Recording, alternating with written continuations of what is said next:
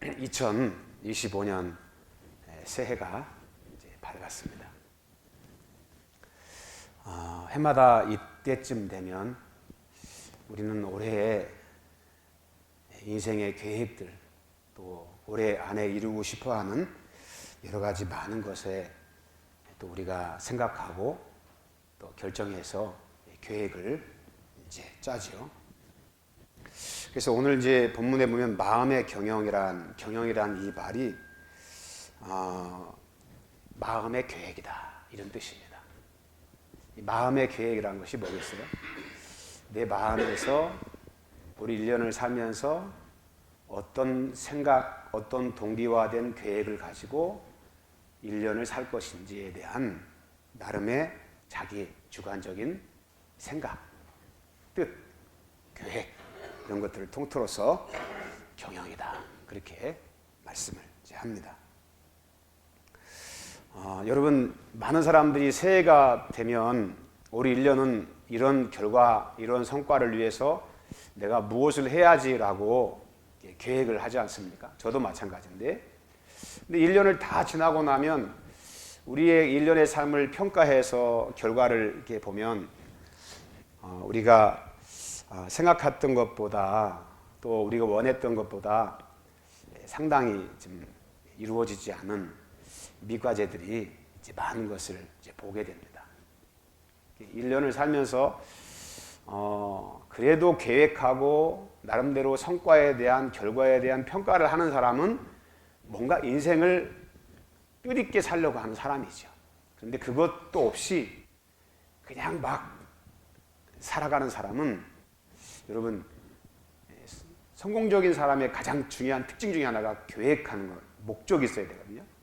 그게 없는 사람은 항상 마치 배가 항해할 때 목적지 없이 그냥 물결 따라 가는 것과 똑같다, 그렇게 이야기를 합니다. 그런 이제 우리들의 삶의 과정에서 우리는 이제 1년을 시작을 했는데, 1년을 우리가 살아가면서 어떻게 우리가 믿음의 삶을 살아가면 우리의 과정에서 또 결과까지 이어지는 좋은 하나님의 축복을 우리가 거둘 수 있을 것인가. 거기에 대해서는 뭐 다양한 생각과 다양한 나름의 자기 신념이 다 가지고 있죠. 그런데 오늘 우리가 이 본문을 통해서 하나님이 주시는 메시지에 우리가 좀 귀를 기울여서 듣고 1년을 경영해가는 과정에서 나는 어떻게 삶을 살아야 될 것인가, 이런 문제들을 한번 심도 있게 주님의 음성을 들으면서 이제 함께 나아가기를 이제 원합니다. 아멘. 여러분, 이제 경영이란 말이 아까 제가 말씀을 드렸을 때 우리 마음의 계획이라고 그랬잖아요. 마음의 계획을 누가 어떻게 세웁니까? 자기 자신을 위해서 자기 마음의 동기 속에 이것이 되었으면 좋겠다라고 하는 현실적인 그런 많은 것들을 고려하고 반영해서 만들어낸 것이 경영의 결과죠. 마음의 계획이죠. 그리고 그런 것들을 우리가 이루기 위해서 우리가 하는 가장 중요한 것이 우리의 에너지와 열정을 거기에 쏟아넣는 것입니다. 그런데 대부분의 많은 사람들은 계획이 잘못돼서 실패하는 경우가 많지 않아요. 목적도 좋고 비전도 훌륭하고 계획도 아주 엑셀런트해요. 그런데 그런 목적에 좋은 것을 우리가 1년의 계획을 잡고 살아가는데 실패하는 중요한 그 원인 가운데 하나가 뭐냐면 바로 이거죠. 이게 뭐냐면 균형입니다. 균형에 대한 것이 깨질 때 성공했다라고 말할 수가 없다라고 이야기할 수 있다는 거죠.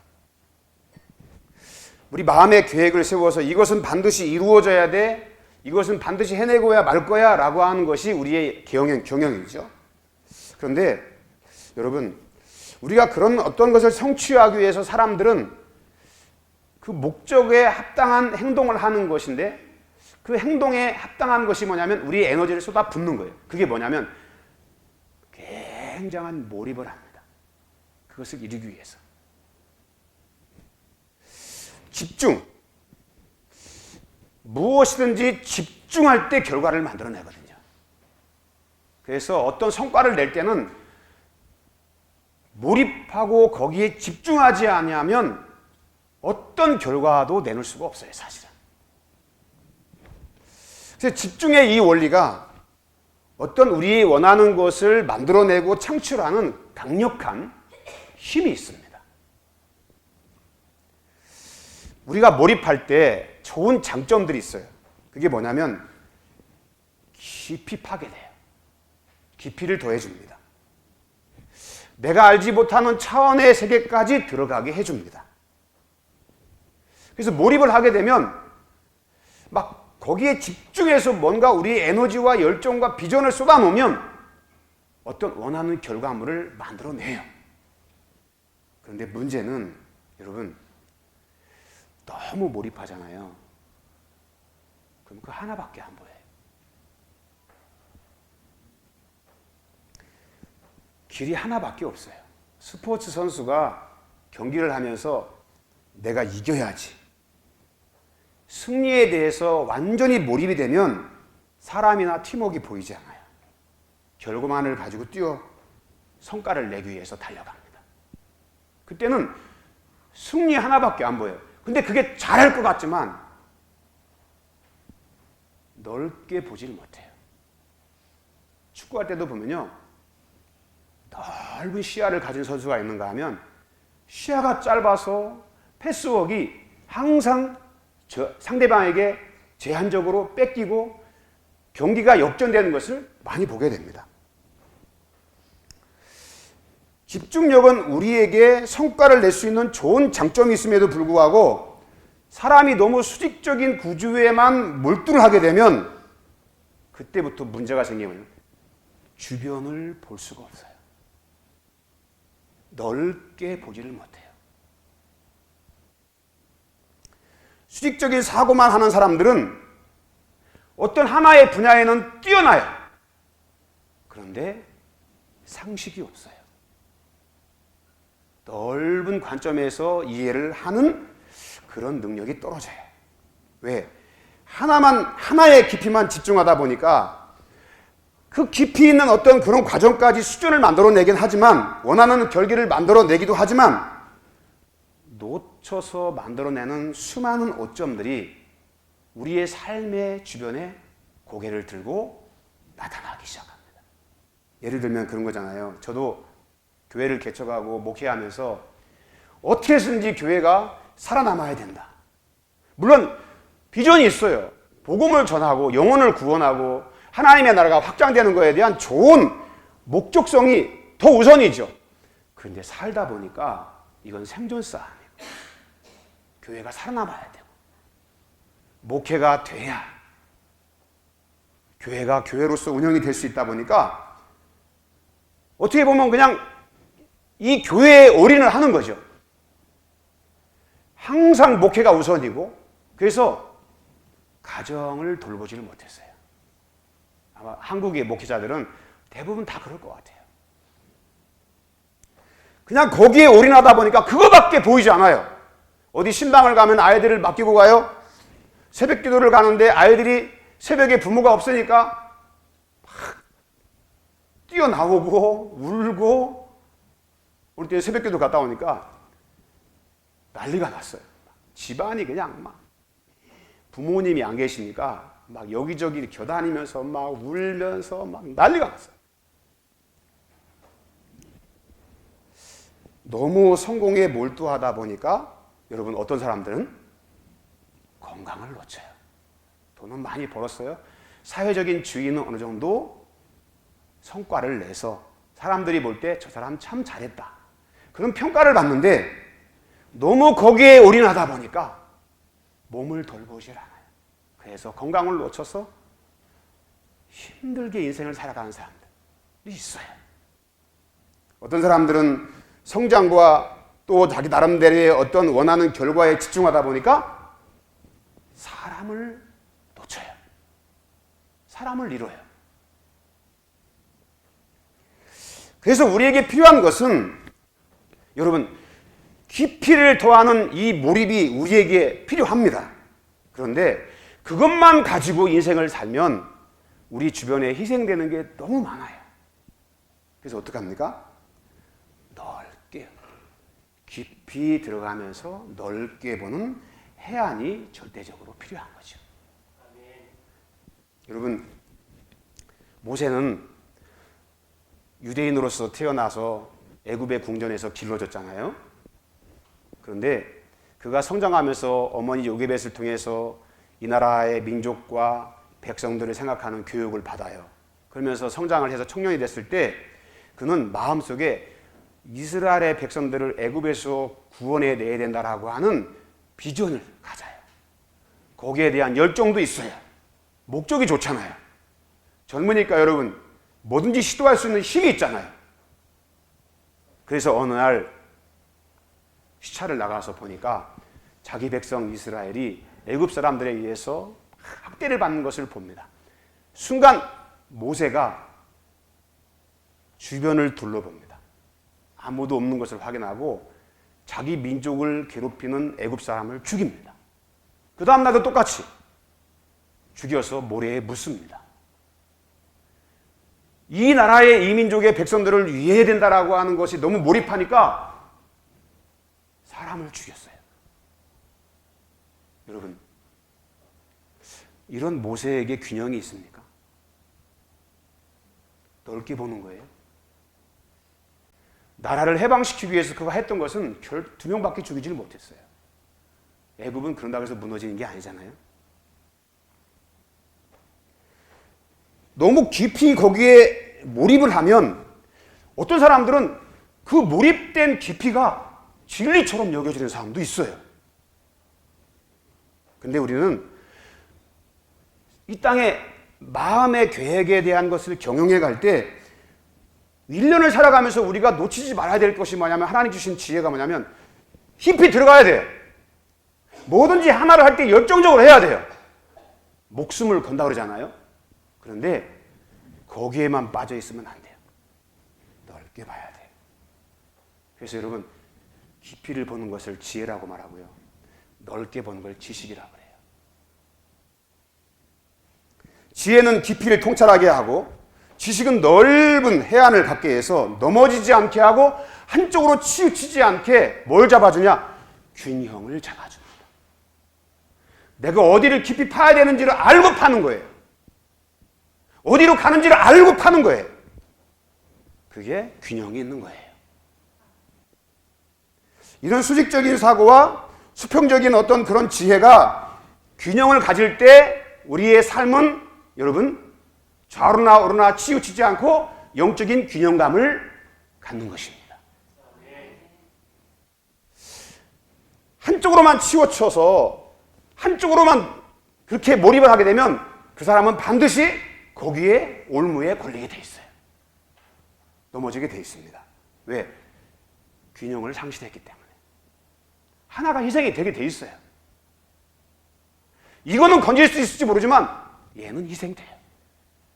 그래서 우리는 이런 수평적인 사고와 수직적인 지혜를 통해서 함께 미래를 향해 나가는 균형 감각이 있어야 되는 거죠. 우리의 삶을 그런 영적인 균형에 세워놔야 여러분 오류에 빠지지 않는 거죠. 영적인 깊이도 있어요. 넓게 보는 지식도 있어요. 그래서 우리가 어느 지금 이 바다를 향해 가고 있는지 어느 지점에서 지금 무엇을 하고 있는지를 알면서 거기에 대한 대책을 세우면서 나아가는 것. 그래서 여러분 수직적인 사고나 몰입을 통해 미래를 우리 향해 나가도록 우리에게 동력을 제공하지만 나도 모르게 따르는 희생이 너무 많다 보니까 여러분 우리는 이 수평적인 것에 여러분 항상 균형을 잃어서는 안 돼요. 또 어떤 사람들은 그런 사람도 있어요. 너무 수평적인 것에만 몰두하다 보니까 깊이가 없는 사람이 있어요. 교회를 다니긴 다녀요. 영적인 깊이가 없어요. 너무 얕아요. 얕으면 어떻게 됩니까? 무게감이 떨어지죠. 사람들이 말을 듣지 않아요. 그래서 수직적인 사고의 어떤 그러한 깊이는 사람을 움직이게 하는 열정을 불러일으켜요. 그게 열정으로 달려갈 때 수평적인 우리의 어떤 이런 생각은 한쪽으로 치우치지 않도록 우리를 붙잡아주는. 그래서 이 양극에서 우리의 중심이 균형을 잡고 그 균형 감각을 가지고 우리의 가정을 이끌고 내 삶을 이끌고 우리의 나라, 우리 교회, 내가 경영하는 기업, 내 삶 이런 것들을 그렇게 경영해가는 것이 바로 하나님이 우리에게 주시는 소중한 지혜다. 그거를 말씀하시는 거죠. 할렐루야. 그래서 여러분 이런 그 양극단에서 우리가 균형을 잡고 우리가 경영을 하게 되면 우리의 에너지에 대한 열정과 그런 에너지에서 만들어내는 깊이가 함께 하면서 나아가는 연대감이 우리에게 축복으로 다가오게 됩니다. 이 균형 잡힌 이 경영에는 여러분 소외된 사람이 없어요.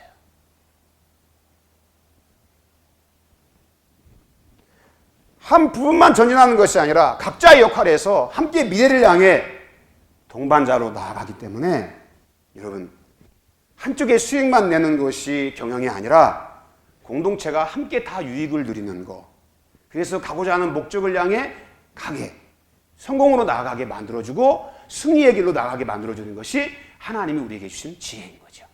지혜. 오늘날 많은 사람들의 균형 감각을 잃는 모습들의 인격을 많이 봅니다. 뛰어나요. 수직적인 깊이가 있어요. 그런 통찰을 참 잘해요. 그런데 균형감이 많이 떨어지는 사람도 있고 어떤 사람들은 너무 수평적인 것에 몰입하다 보니까 너무 지식만 교회에서 깊이를 파지 않고 성경적인 지식만 습득하다 보니까 그런 지식을 가지고 영적인 깊이가 없는 사람들이 참 많이 있습니다. 여러분 이 양극단에서 우리는 균형을 잡고 우리의 인생의 삶이 2025년도는 깊이 들어가면서 균형 있는 수평적인 사고를 할 수 있는 그런 우리 인생의 믿음의 경영을 하는 그런 지혜가 있는 저와 여러분 될 수 있기를 바랍니다. 한쪽만 세우면 여러분 한쪽은 희생할 수밖에 없어요. 물론 나는 이런 부분이 약하기 때문에 이런 부분들을 개발할 수 있어요. 근데 제가 말하는 건 그런 부분들을 도외시하고 너무 지나친 잘못된 몰입이나 잘못된 수평적인 구조에 빠져 있으면 우리는 한쪽을 놓칠 수 있다는 거. 이거를 항상 우리의 삶에 내 인생의 기준에 저울질을 해가면서 놓치지 않아야 돼요. 그래서 여러분 이런 수직적인 그런 부분들을 개발하고 수평적인 부분들을 개발해가면서 균형을 딱 잡을 때 여러분 이게 성경에서 말하는 온전한 경영이죠. 온전한 경영. 할렐루야. 이게 이제 우리에게 하나님이 주신 지혜인데요. 그 다음이 더 중요합니다. 오늘 이제 16장 1절 말씀 보면 마음의 경영은 사람에게 있어도 그런 우리의 몰입과 열정과 수고로움을 통해서 우리의 인생을 아름답게 계획해서 미래를 향해 나가는데 마음의 경영은 사람에게 있지만 말의 응답은 누구에게로 나옵니까? 여호와로부터 나온다. 그렇게 열심히 노력해서 달려가지만 말의 응답은 그 결과는 누가 여러분 내신다는 겁니까? 하나님께서 내신다. 똑같은 에너지가 투자가 되는데 어떤 사람은 30배를 거두고 어떤 사람은 100배를 거두고 다 달라요. 경영을 아무리 잘해도 우리의 인생에서 놓쳐서는 안 되는 게 있어요. 그게 뭐냐면 말의 응답이 여호와께 있다는 사실을 우린 놓치면 안 돼요. 그 말이 뭡니까? 내 인생의 계획 속에 빠져서는 안 될 가장 소중한 분이 있는데 그분이 누구냐? 여호와 하나님이시다 라고 하는 것을 말씀을 하는 것입니다. 왜냐하면 이 세상을 우리가 바라볼 때 우리의 노력을 통해서 내가 만들어내는 어떤 그런 계획을 통해서 다 운행하고 이루어지는 것 같지만 그런 모든 것을 통치하시고 보이지 않게 다스리시면서 이끌어 가시는 분이 계시는데 그분이 바로 여호와 하나님이시라는 거예요. 말의 응답은 여호와께로 난다는 거예요. 그 하나님은 우리를 부하게도 하시지만 가난하게도 하세요. 열심히 노력해서 반드시 승리할 거라고 믿었는데 때론 지게도 하시고 때론 이기게도 하십니다. 왜? 말의 응답은 여호와께로 나기 때문에. 우리 하나님은요, 우리를 높여주시기도 하지만 우리를 어떻게 합니까? 낮춰주기도 하십니다. 우리를 살리기도 하시고 죽이기도 하실 수 있는 분이에요. 우리를 흥하게도 하시지만 우리를 무너지게도 하십니다. 생명의 길과 사망의 길이 하나님의 절대 주권 앞에 있습니다. 아무리 우리의 경영이 뛰어나도 우리는 하나님의 이런 주권적인 섭리 안에 있다는 사실을 잊어버리면 그때부터 여러분 인본주의가 나오는 거죠. 교회를 다니지만 쭉정이처럼 인생을 살아갈 수밖에 없는 것입니다. 하나님의 지혜로운 청지기가 돼서 하나님께서 주시는 지혜를 가지고 하나님의 뜻 안에서 우리가 정말 성공하는 축복의 경영을 하기 위해서는 우리가 어떻게 되느냐? 하나님이 여러분 오늘 본문에 보면 두 가지를 말씀하세요. 거기 본문 말씀 2절 한번 보게 봅시다. 사람의 행위가 자기 보기에는 모두 깨끗하여도 여호와는 뭘로 하십니까? 심령을 감찰하십니다. 말의 응답을 내는 하나님의 가장 중요한 평가의 기준이 거기 있습니다. 그게 뭐냐? 사람의 행위가 자기 보기에는 모두 깨끗하여도, 이 말이 뭐예요? 자기가 자기 스스로를 주관적으로 평가할 때 나는 괜찮은 사람이야 라고 네 스스로가 너는 그렇게 볼 수 있을지 모르지만 하나님은 네 마음에 감춰진 동기를 살피신다. 말의 응답이 우리에게 축복으로 오게 되는 가장 중요한 자원이 뭐냐면 하나님은 우리 마음의 동기를 살피신다는 거죠. 마음의 동기. 이 사람 한번 인사합시다. 하나님은 동기를 살피십니다.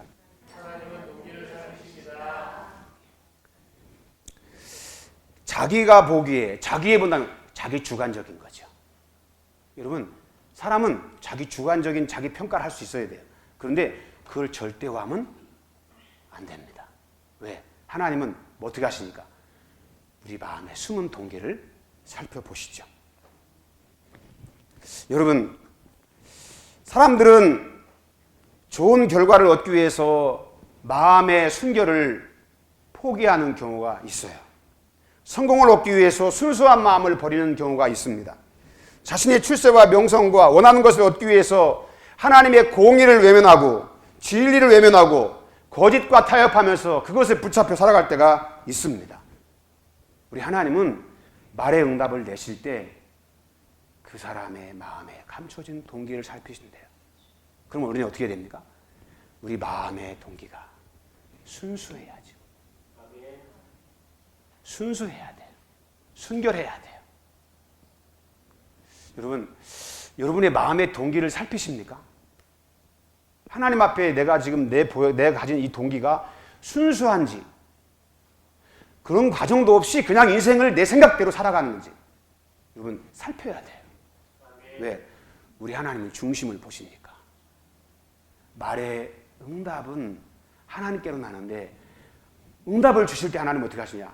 우리 마음의 동기를 살피신대요. 숨은 동기.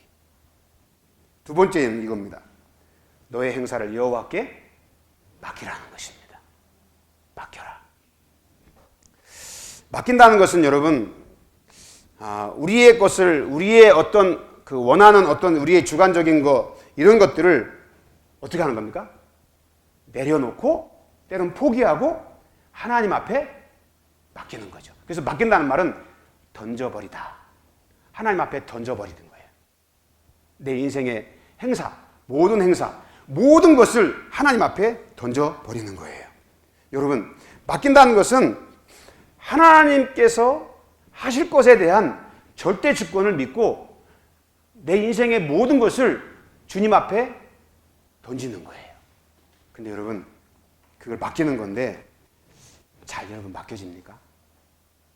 예? 잘 맡겨져요? 맡기며 살아가십니까? 모세는 맡기기보다는 자기가 하려고 했어요. 그런데 그가 얻은 결과는 애굽에서 쫓겨 도망치는 길밖에 없었어요. 나라를 해방하고 백성을 구원하는 건 아무런 영향을 줄 수가 없었어요. 그저 2명 죽여서 모래에 묻었을 뿐이에요. 자기가 하려고 하니까 자기가 하면 될 줄 알았어요. 비전도 분명했고 목적도 좋았어요. 그런데 아무것도 이루질 못했어요. 사람들은 믿음으로 주님을 섬기도록 하면서 매 순간마다 인생의 여러 가지 모든 행사를 하나님 앞에 그럼 맡기느냐? 못 맡겨요. 우리의 행동이 기도보다 앞서고, 못 맡기는 가장 중요한 이유는 너무 조급하기 때문이기도 하지만 우리 안에 있는 불신 때문이죠. 하나님을 믿지 못하는 거예요. 그러니까 모세처럼 애굽 사람을 대항하고 애굽의 방식을 통해서 해결하려고 하는 거예요. 하나님을 신뢰하지 못하면 여러분 맡길 수가 없죠. 하나님을 믿지 못하면 맡기지를 못합니다. 맡긴다는 것은 원문에 보면 이런 뜻이 있어요. 포기하는 거예요. 내 뜻과 방법도 포기하는 거예요. 결과까지도 포기하는 거예요. 기권하고 항복하고 양도해서 하나님 앞에 그 주권을 내어드리는 거예요. 그게 맡기는 거예요. 그게 뭡니까? 하나님이 하세요. 이렇게 맡겨드리는 거예요.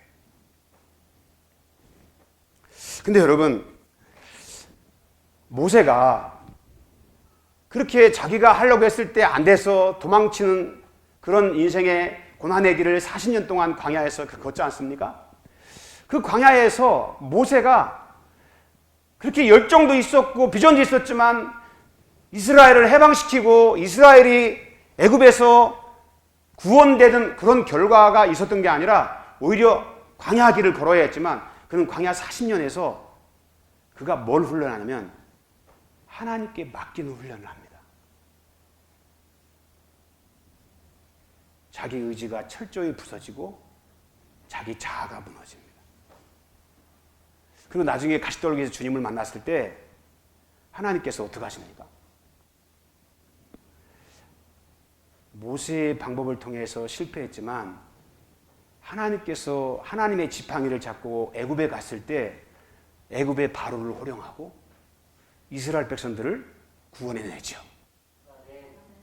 하나님께 맡겨서 하나님 앞에 전적인 우리의 자아를 들여서 그분의 뜻에 순종하며 복종하며 나갔을 때 애굽의 바로가 무릎을 꿇게 되고 몇 사람밖에 죽이지 못했던 청년의 비전이 그가 하나님 앞에 맡겼을 때는 어떤 일이 벌어졌냐면 애굽의 온 군대를 홍해 바다에 수장시키는, 전멸시키는 하나님의 위대한 승리의 역사를 그가 거기서 보게 됩니다. 이렇게 차이가 나는 거예요. 토미 테너라는 분이 이런 말을 했더라고요. 하나님께서 당신에게 금하신 것을 당신이 심하게 원하면 우리 그런 것에 몰두해서 갈망하고 심하게 원하면 하나님은 그것을 허용하신다. 당신의 뜻을 하나님은 꺾으려고 싸우지 않으신다. 당신이 어떤 것을 손에 쥐고 자기 뜻대로 하고 싶어하면 하나님은 당신이 그렇게 하도록 내어버려 두신다. 그리고 한 걸음 뒤로 물러나서 말씀하신다. 그래, 좋아, 어디 한번 해봐. 그러신대요, 하나님께서. 모세는 자기 자신이 아무것도 아니라는 존재를 깨닫는 것이 40년 걸렸어요. 자신의 완전한 무능력, 자기 자아의 완전한 무능력을 깨달았을 때 비로소 하나님 앞에 진정한 겸손의 가치가 무엇인지를 알았어요. 그리고 어떻게 바뀌었습니까? 자기 삶뿐 아니라 자기 비전과 자기 목적과 자기 계획도 하나님께 맡겼어요. 그랬을 때 여러분, 모세의 이런 약점은 강점이 됐습니다. 모세의 이러한 약점은 강력한 힘과 능력이 됐습니다. 하나님 앞에 온전히 올인하고 하나님 앞에 온전히 맡겼을 때 그는 세상의 강자가 돼서 하나님의 영광을 드러내는 축복의 통로가 된 것을 우리는 보게 됩니다. 영적인 싸움의 승리는 영적으로 승리해야 되는 거죠. 모세처럼 어떻게 됩니까? 하나님이 맡기라고 했을 때는 그냥 우리가 한 번 맡긴 이게 아니라 우리의 자아가 완전히 파쇄가 됩니다. 하나님 앞에 무너져서 하나님의 능력이 아니면 주님 방법이 없습니다. 하나님만이 하실 수 있습니다 라고 하는 전적인 신뢰 속에서 자기의 비전과 목적도 주님께 맡기는 거예요. 여러분의 인생 2025년을 살아갈 때 정말 중요한 것은 여러분이 할 수 있는 게 아무것도 없어요. 모세처럼 광야에서 하나님 저는 못합니다 라고 하는 자기 무능력을 아시고 그런 상태에서 여러분 자신의 계획과 여러분의 삶을 온전히 주님 앞에 맡겼을 때 주님 손에 의탁을 했을 때 하나님이 하실 때 애굽에서 해방이 되고 적과 싸움에서 승리하게 되고 하나님의 영광이 드러나게 되는 놀라운 축복이 임하게 될 줄 믿습니다. 수평적인 사고와 수직적인 사고를 우리가 균형을 잡을 수 있는 가장 중요한 건 우리가 하나님의 권세를 우리의 삶 가운데 인정하고 하나님 앞에 온전히 맡길 수 있는, 하나님 앞에 우리의 이런 모든 것들을 이양하고, 그래서 영적인 균형을 우리가 딱 잡았을 때 거기에 놀라운 하나님의 폭발적인 역사가 나타나게 될 줄 믿습니다. 우리는 하나님을 신뢰하는 만큼 우리는 맡길 수 있어요. 신뢰가 무엇입니까? 자기 무능력을 알아야 맡겨요. 내가 얼마나 부족한 사람인지를 알아야 주님 앞에 맡겨요. 내 자아가 할 수 있다라고 스스로 자기에게 시퍼렇게 살아있는 사람들은 자기 스스로가 하려고 그래요. 물론 여러분, 하나님 앞에 맡기고 우리가 도전하는 거하고 내 스스로 하려고 하는 건 다른 거잖아요. 그런데 하나님께서 영적인 균형을 잡았다는 것은 하나님의 권능을 믿는, 그리고 하나님이 하시면 된다라고 하는 균형을 잡고 주님 앞에 맡겼을 때 하나님께서 오늘 뭐라고 말씀하시냐? 내가 경영하는 것이 이루어지리라. 여러분, 하나님께서 어떻게 하십니까? 이루어지게 만들어 주신다. 여러분, 하나님이 하셔야 되는 줄 믿습니다. 내 인생도 하나님이 하셔야 돼요. 우리의 기업도 우리의 가정도 하나님이 하셔야 돼요. 이 나라도 하나님이 하셔야 됩니다. 우리들은 정말 주님 앞에 맡기고 선한 싸움을 싸워야 될 줄로 믿습니다. 영적인 이런 균형 감각이 없는 상태에서 그냥 배를 몰고 나가는 것이 아니라 영적으로 믿음의 선한 싸움을 싸우면서 싸워야 돼요. 하나님께 맡기면서 하나님이 하심에 대한 능력을 우리가 신뢰하고, 그래서 주님이 어떻게 하시는가에 대한 것을 우리가 믿음으로 바라보면서 그럴 때 하나님께서 경영하는 것이 이루어진다. 2025년도에는 저와 여러분이 이런 축복을 받기를 원합니다. 이런 축복 속에서 2025년 마지막 결산할 때 하나님이 하셨습니다. 하나님이 도와주셨습니다. 하나님의 승리입니다. 이렇게 고백할 수 있는 저와 여러분 되기 원합니다. 이 나라 이민족도 그렇고요. 우리의 가정도, 우리의 기업도, 우리의 삶도 2025년에는 멋지게 우리 하나님 앞에 영광 올려드리는 그런 승리의 삶, 성공적이고 축복의 삶, 주님께서 십자가에서 승리하셨던 것처럼 우리도 또한 승리해서 우리 2025년도 멋지게 우리 시산교회가, 저와 여러분이 하나님 앞에 귀하게 쓰임받는 저와 여러분 되기를 원합니다. 한번 열사님 다시 한번 인사합시다. 사랑합니다. 사랑합니다. 온전히 맡깁시다. 기도하겠습니다.